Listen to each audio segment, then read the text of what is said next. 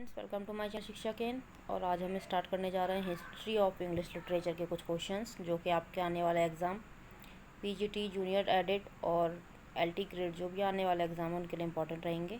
आइए स्टार्ट करते हैं। फर्स्ट क्वेश्चन है हमारा, biography literaria was originally intended to be. जो बायोग्राफिया लिटरेरिया है वो ओरिजिनली क्या है? तो बायोग्राफिया लिटरेरिया जो है वो एक प्रीफेस है। It was written by S T Coleridge. S T Coleridge के द्वारा लिखा गया है और पब्लिश्ड किया गया था इसको 1817 में। ये एक ऑटोबायोग्राफी है और the full title of Biographia Literaria is biographical sketches of my literary life and opinion. ये इसका फुल टाइटल है। Next question is, in which year was Biographia Literaria published. Biographia Literaria किस साल पब्लिश हुआ था? तो आपका 1817 में ये पब्लिश हुआ था एस टी कॉलरिज के द्वारा। एस टी कॉलरिज ने लिखा है इसे और पब्लिश किया 1817 में on 2 volumes of 23 chapters. The work is long and loosely structured. बहुत लंबा वर्क है ये और ऑटोबायोग्राफिकल एलिमेंट में लिखा गया है। Next question is, the mask of the 7 deadly since appear in. The mask of the 7 deadly since किस प्ले में अपीयर होता है? तो ये फेरी क्वीन में अपीयर होता है।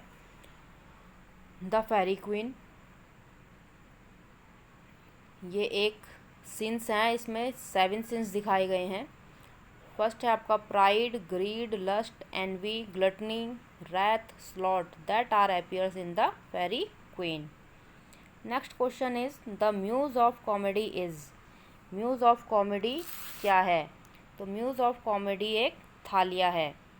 Thalia was the goddess who preside over comedy and एलेडिक poetry and in ancient mythology. Anthology हो जो होती है, एंशियंट माइथोलॉजी जो थी उसमें इसको गॉडेस बताया गया है। म्यूज ऑफ कॉमेडी की गॉडेस है थालिया। ठीक है। नेक्स्ट क्वेश्चन है, to which school do John Donne, Robert Herbert and Matthew Arnold belong. John Donne, Robert Herbert और मैथ्यू आर्नोल्ड किस स्कूल से बिलोंग करते थे?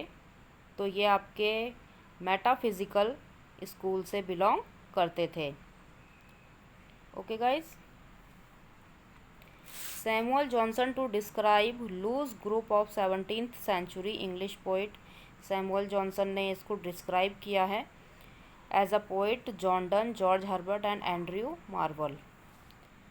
Next question is, which of the following books was translated into English by Wycliffe. Wycliffe के द्वारा कौन सी English book को ट्रांसलेटेड किया गया है? कौन सी बुक है? अल्टरनेटिव वर्स है, बाइबल है, गॉथिक है या किंग ऑफ नो किंग है? तो सही आंसर है इसका बाइबिल। जॉन वाइक्लिफ ने बाइबिल को English theorism philosopher, church reformer and promoter of the first complete translation of Bible into English. Bible को इंग्लिश में ट्रांसलेट किया था कि और जो लोग हैं, बाकी जनता है, वो उसको पढ़ सकें। Next question is, the 100 year wars was fought between England and. जो 100 ईयर वार हुआ था वो किन किन के बीच हुआ था? इंग्लैंड और जर्मनी के, फ्रांस के, स्पेन के या इटली के? तो इंग्लैंड और फ्रांस के बीच में हुआ था 100 ईयर वार। ये हुआ था आपका 1337 टू 1453 तक। The house of Plantagenet and its cadet house of Lancaster में rules of the kingdom of England and the house of Valois over the right of the whole of kingdom of France. यहाँ पर ये युद्ध हुआ था। Next question है हमारा, who is one of the university wits. University wits इसमें से कौन है? वाइट है, हर्बर्ट है, शेक्सपियर है या मार्लो है? तो इसमें से जो यूनिवर्सिटी विट हैं वो मार्लो माने गए हैं। Shakespeare, Marlowe was the university wit. The university wit in a phrase used to name of a group of 16th century English playwrights. इनको सबको क्या माना गया है? जो यूनिवर्सिटी ऑफ ऑक्सफोर्ड और कैम्ब्रिज के जो पढ़े हुए थे, इनको सबको यूनिवर्सिटी विट्स माना गया था, जिसमें मार्लो आपके शामिल हैं। नेक्स्ट क्वेश्चन है आपका, in which year the theatre was closed in. Theatre कौन से साल में क्लोज्ड हो गए थे? 1642 में, 1650 में, 1660 में या 1665 में? जो थिएटर क्लोज हो गए तो वो आपके 1642 में इंग्लैंड में क्लोज हो गए थे। और आपके in this period England was ruled by parliament under the Puritan leader Oliver Cromwell. Oliver Cromwell जो थे इसके शासन में यहाँ पे शासन चलता था।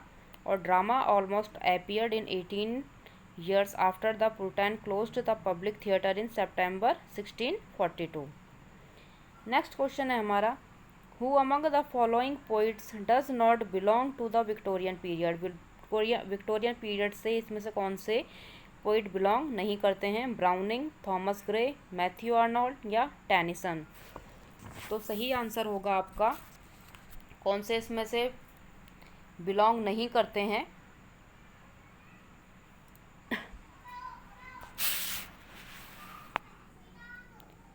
तो गाइस इसमें से बिलोंग नहीं करते हैं थॉमस ग्रे। थॉमस ग्रे जो हैं आपके वो बिलोंग नहीं करते हैं विक्टोरियन पीरियड से। इनकी जो an elegy written in a country churchyard है इनका बेस्ट नॉन इंग्लिश लिरिक माना गया है और ये रोमांटिक मूवमेंट से बिलोंग करते हैं। नेक्स्ट क्वेश्चन है, the great Indian novel was written by. The great Indian novel किसके द्वारा लिखी गई है? विक्रम सेठ के द्वारा, शशि थरूर के द्वारा, कमला दास एंड सलमान रश्दी। तो क्या होगा इसका आंसर? इसका आंसर होगा गाइस शशि थरूर के द्वारा द ग्रेट इंडियन नोवेल लिखा गया है। ये सटायरिकल नोवेल है और first publish by Viking Press in 1989 में लिखा गया है। स्टोरी ऑफ द महाभारत की स्टोरी में पाई गई है ये। नेक्स्ट क्वेश्चन है हमारा, the new classical age in English literature is called. New classical age को इंग्लिश लिटरेचर में क्या कहा गया है? तो द जैकोबियन एज कहा गया है, द रेस्टोरेशन एज कहा गया है, द प्यूरिटन एज कहा गया है, द अगस्टन एज कहा गया है। तो इसको द न्यू क्लासिकल पीरियड में 1660 to 1785 को एज द अगस्टन एज भी कहा जाता है और न्यू क्लासिकल पीरियड को अगस्टन एज भी कहा जाता है हिस्ट्री ऑफ इंग्लिश लिटरेचर में।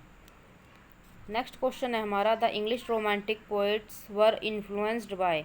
इंग्लिश रोमांटिक पोइट्स हैं उनका इन्फ्लुएंस्ड किस चीज़ में सबसे ज़्यादा पड़ा है? तो ऑक्सफोर्ड मूवमेंट में, डार्वियन मूवमेंट में, प्लेजेंट मूवमेंट में या फ्रेंच रेवोल्यूशन में? तो इनका जो सबसे ज़्यादा इन्फ्लुएंस पड़ा है वो फ्रेंच रेवोल्यूशन में दिखाई दिया है। नेक्स्ट क्वेश्चन है, who had written introduced to Gitanjali by Tagore? W.B. Yeats, Ezra Pound, T.S. Eliot या जॉनसन? तो हमारा आंसर है इसका W.B. Yeats. W.B. Yeats had written introduction to Gitanjali by Rabindranath Tagore.